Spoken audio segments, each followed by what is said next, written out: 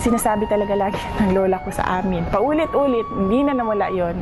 Huwag ninyong sirain yung magandang apelido na iniwan ng lolo ninyo. Yun lang yun, paulit-ulit. So, syempre, ikaw, mahihiya ka, hindi ka pwede magkamali, hindi ka pwedeng magkalat.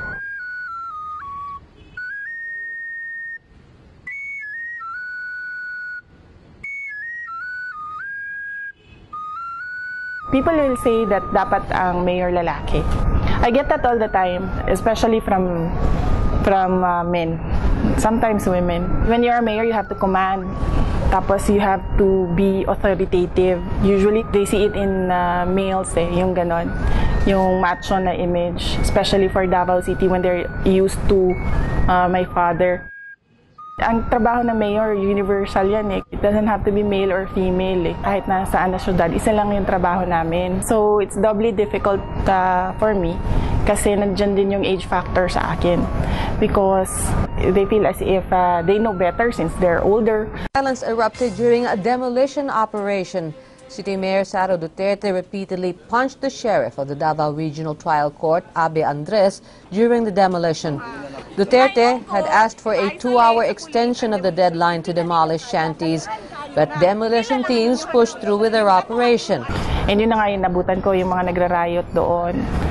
And ang first ko naman pinagalitan is yung mga tao. Sabi ko, ano ba nangyari? Nag-usap tayo. Next was yung police. Sabi niya, ma'am, hindi kasi nakikinig yung sheriff. Sabi niya, gusto kasi ng sheriff pasukin na. Ayun na yun. Yan na may order ang sheriff na i-continue. Sa sheriff? Ipagkita proteksyon na lang namong. Dali, sir.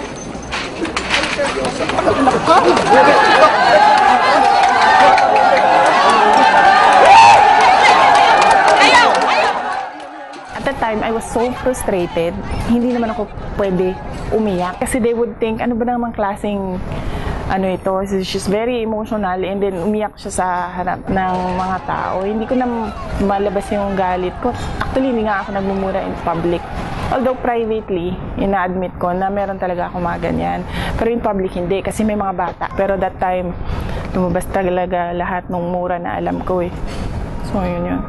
Ano yun, dala ng init ng ulo. Usually mga bata, 'di ba, sinasabi nila sa akin, in Bisaya, sinasabi nila sa akin, "Oh, ikaw man tong nanumbag, ikaw yung nanuntok."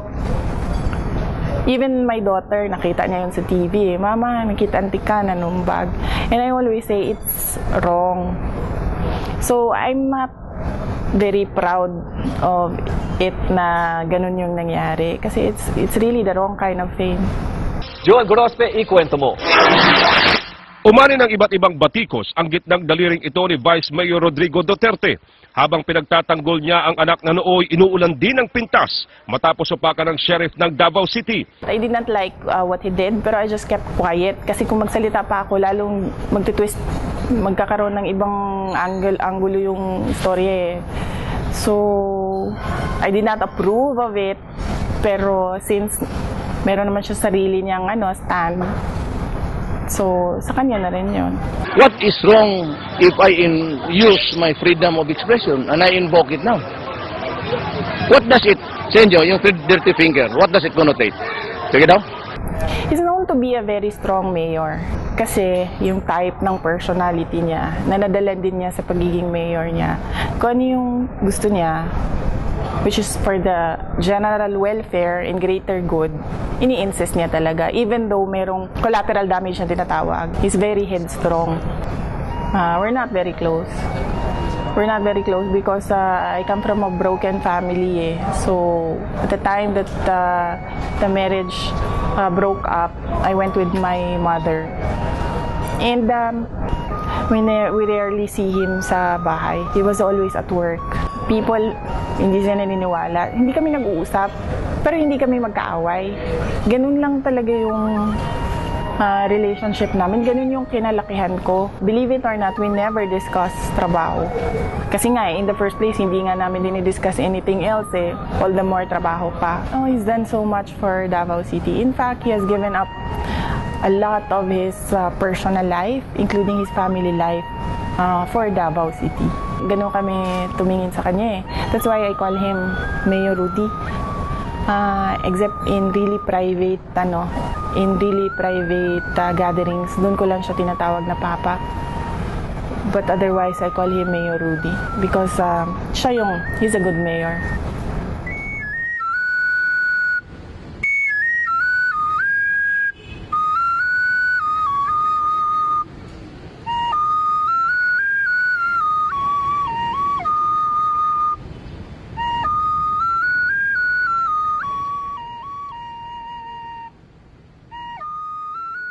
Davao is a work in progress.